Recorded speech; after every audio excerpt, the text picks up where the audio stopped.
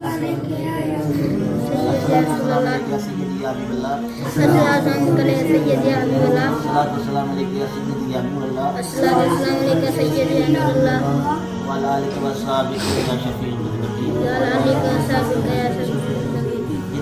खे बख़ूब मालूम आहे त ई हफ़्तो मदरसा शहीद सैयद शफ़ीक़ अहमद जा बादशाह रहमतुल्लाह अलैह में सैयदना अबू बकर सिद्दीक़ सचो रज़ी अल्लाह तआला अन्हु जे शान में मल्हायो पियो वञे, जंहिंजे लाइ रोज़ाना असांजे मदरसे जो उस्ताद उलमा साईं सूफ़ी बासफ़ा हज़रत अल्लामा मौलाना मुफ्ती हाफ़िज़ उस्ताद हुज़ूर बख्श हुसैनी सैयदना अबू बकर सिद्दीक़ रज़ी अल्लाह तआला अन्हु जे शान में ज़रूर कान का हिकायत ऐं कान का हदीस महबूबन करीमन सल्लल्लाहु अलैहि वसल्लम जी ज़बानी ऐं क़ुरान करीम मां तव्हांखे लाज़मी ॿुधाईंदो आहे। अॼु के मजबूरियुनि जे करे साईं जी बिरादरी आहे, उनजी जॻह त को नथो संभाले सघे, छो त आउं बेकार कम नकारा नाक़िस रखंदड़, लेकिन कोशिशि कयां थो चंद मिंट सैयदना अबू बकर सिद्दीक़ रज़ी अल्लाह तआला अन्हु जी शान में चंद सुठियूं ॻाल्हियूं तव्हांजे साम्हूं पेश कयां। अल्लाह तबारक व तआला सैयदना अबू बकर सिद्दीक़ रज़ी अल्लाह तआला अन्हु जे सदक़े अवां ई असांजी आख़िरत सुठी फरमाए, आमीन। अल्लाह तबारक व तआला सैयदना अबू बकर सिद्दीक़ रज़ी अल्लाह तआला अन्हु जी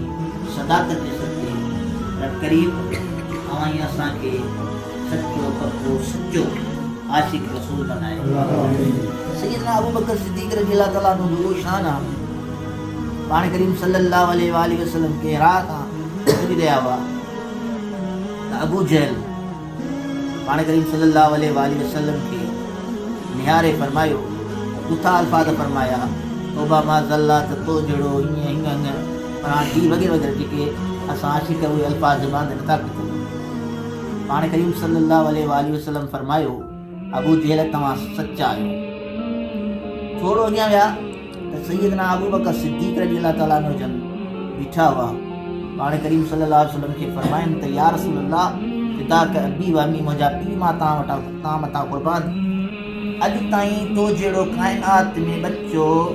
माउ पैदा कयो ई कोन्हे, तव्हां जहिड़ो सुहिणो दुनिया में कोन्हे, तव्हां जहिड़ो हुस्न इख़लाक़ रखंदड़ दुनिया में कोन्हे, तव्हां जहिड़ी गुफ़्तार पंहिंजी दान मुबारक मां कढण उहो दुनिया में कोन्हे, तव्हांखे ॾिसी चंड शर्माए थो, तव्हां खां हुस्नदार उहो दुनिया जे अंदरि इंसान न आयो आहे न ईंदो। पाण करीम सल्लल्लाहु अलैहि वसल्लम फरमायो त अबू बकर तूं बि सचो आहे।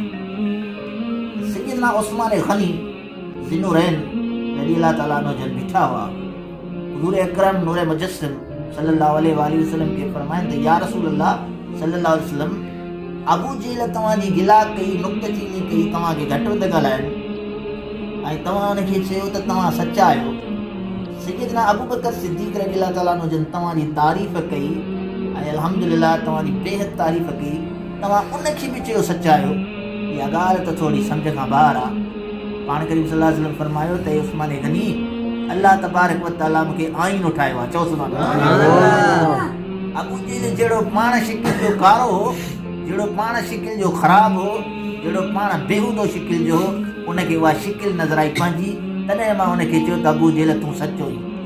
अबू बकर जहिड़ो पाण सुहिणो आहे, जहिड़ो पाण हुस्न इख़लाक़ में किरदार में हसीनो जमील आहे, उन पंहिंजो चहिरो ॾिठो, मूं अबू बकर खे चयो तूं सचो आहीं। त माना सैयदना अबू बकर सिद्दीक़ रज़ी अल्लाह तआला अन्हु जो उहो शान आहे जेतिरो बि बयानु कजे तमामु घटि आहे। हिकिड़े दफ़े जी ॻाल्हि आहे त सैयदना अबू बकर सिद्दीक़ रज़ी अल्लाह तआला अन्हु जॾहिं पाण करीम सल्लल्लाहु अलैहि वसल्लम मेराज ते विया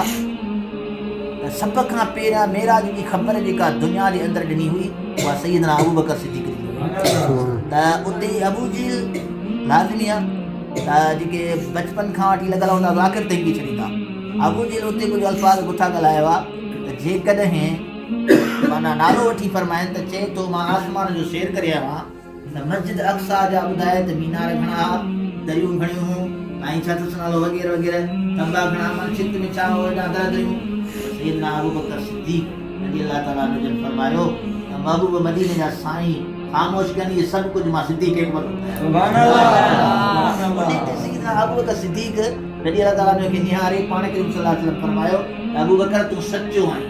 सुभान अल्लाह सैयदना अबू बकर सिद्दीक जो वो शान अल्लाह तबारक व तआला असां के इन हफ्ते में घणे खां घणी तारीफ़ सैयदना अबू बकर सिद्दीक करण जी तौफ़ीक़ अता फरमाए ऐं इंशाअल्लाह ताला मदरसे में ईंदड़ ख़मीस ते तमामु सुहिणे तरीक़े सां सैयदना अबू बकर सिद्दीक जी शान में सुहिणी महफ़िल मल्हाई वेंदी ऐं हिन ID जे ज़रिए या हिन पेज जे ज़रिए जिते जिते मुंहिंजो आवाज़ु वञे थो सभिनी दोस्तनि खे गुज़ारिश आहे त हिनखे वधि में वधि शेयर कयो ऐं सभिनी खे दावत बि आहे त ईंदड़ ख़मीस ते बैदन बादशाह अज़ीम आली शान सैयदना अबू बकर सिद्दीक रज़ी अल्लाह ताला अन्हु जन मल्हायो वेंदो तमामु दोस्तनि खे दिलि जे गहराइनि सां दावत आम आहे। अस्सलामु अलैकुम व रहमतुल्लाह।